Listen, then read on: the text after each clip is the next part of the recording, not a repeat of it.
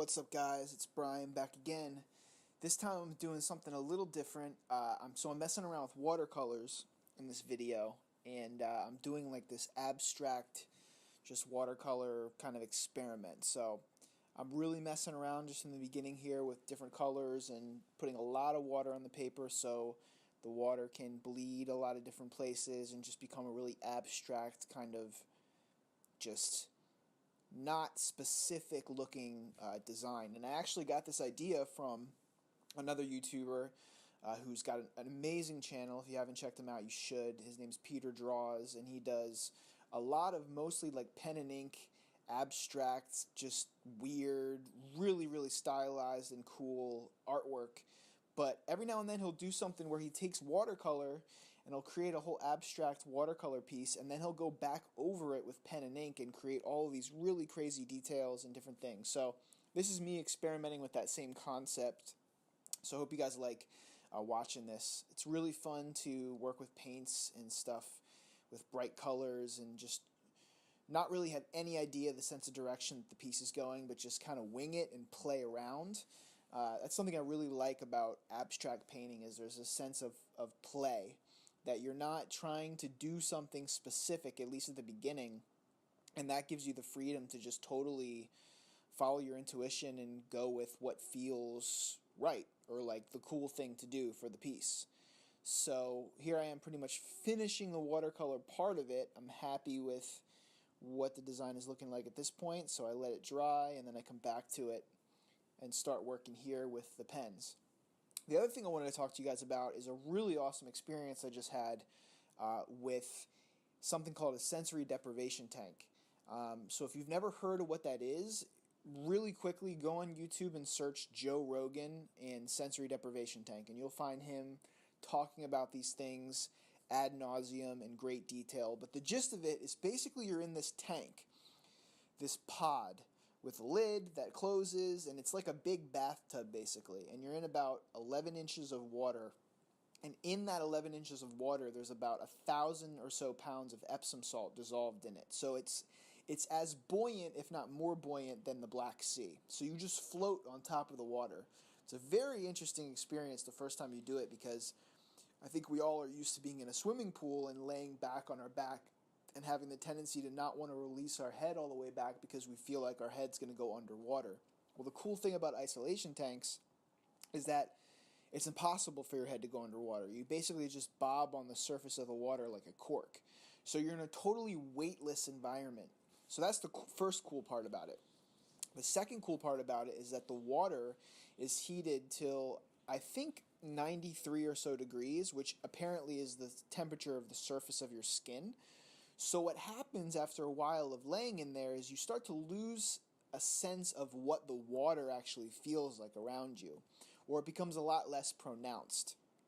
And that's a really cool aspect. So eventually you really do feel as if you're just floating. And probably the coolest aspect of this, and this is the part of the equation that freaks most people out if they've never done it, is the fact that the lid to the pod closes over you and you're in an environment that is not only soundproof because you're wearing earplugs, because there's so much salt in the water that it can irritate your ears, so they tell you to put earplugs in, but it's also pitch black. So you're in an environment where there's very little sensory input, if any, coming from your skin because of the water temperature. You're completely weightless, so you don't feel gravity at all. You're in pitch black and soundproof, so basically your sense perceptions, or your sense organs, have very, very little information coming in, as opposed to your normal daily life of walking around, whether you live in a city or the country or wherever you are. There's so much stimulus that we're constantly processing with our brains. So it's an opportunity that, without going to sleep, you're able to give your brain and your consciousness a break that it never gets during your normal life. It's a totally alien environment that we never experience during our life. And the first couple times you do it can be a little freaky, it can be a little claustrophobic, but I think with my meditation practice I'm able to really relax into the experience. And I just got done doing an hour in one today, and I like to do it every now and then, a couple times a year. I'd love to do it more often than I do, honestly, because I see amazing benefits with it. Number one, you feel super rested when you get out of the tank. They say something like an hour in a isolation tank is somewhat of the equivalent of like 3 or 4 hours of REM sleep as far as how your body's able to recover. Apparently, it stimulates the immune system. You also absorb a bunch of magnesium through the water, which is an element that is tough for us to get in the quantities we really need it from our food. So it's really beneficial in that way. My joints feel incredible when I get out of there. I had a stiff neck when I went in there, and it totally feels amazing now.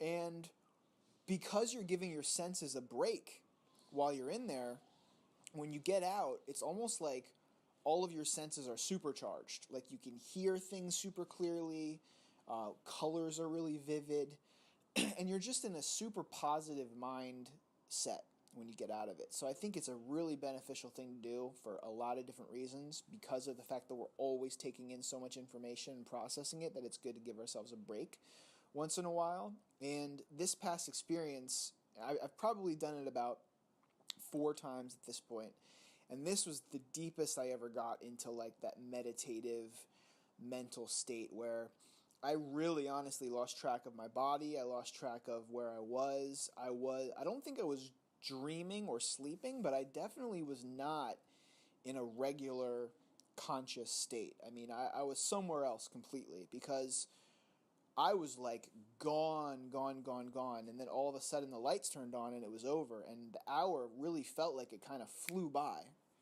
So there's something to these sensory deprivation tanks, and if you have a place, a float center in your city, I definitely encourage you to check it out. It's something that a lot of people are weirded out about when they hear about because they feel claustrophobic when you get in there, but I think that's just a fear that you have to just face. I think it's good to put yourself in situations that feel a little initially uncomfortable, but once you get over that initial discomfort of being in a new environment, if you can relax into it, there's something very soothing and calming and in a sense healing about being in a sensory deprivation tank, and I think it's a really, really beneficial technology. So I just had an amazing experience, and it's good to give your mind a chance to kind of unleash your subconscious in a way that you don't normally get to, because I think it informs your art, it informs your creativity. The more you can pull from those depths of your consciousness, the brightest places in your mind and also the darkest places in your mind, to not be afraid to go there and explore those places and areas and have an awareness about them, I think is really beneficial, not only just for your overall mental health, but also just for your ability to be creative in whatever endeavor and whatever medium you're using to be creative, whether it's music or art or dance or whatever it is. So I had a really, really cool experience. And I'm kind of happy with how this piece came out, too. I mean, for the first attempt at kind of this abstract watercolor / pen and ink style, I like it. I dig it. So I hope you guys enjoy it as well. And definitely check out Peter Draw's YouTube channel. He's a big inspiration of kind of why I started drawing and doing art. And I don't think I get anywhere close to the amount of detail that he's able to get in his pieces, but every piece is a learning experience. Every artistic creation is a learning experience, and it's a chance to get better and improve, and that's something I really enjoy about it. So hope you guys enjoyed it, and we'll see you very soon for another one. Peace.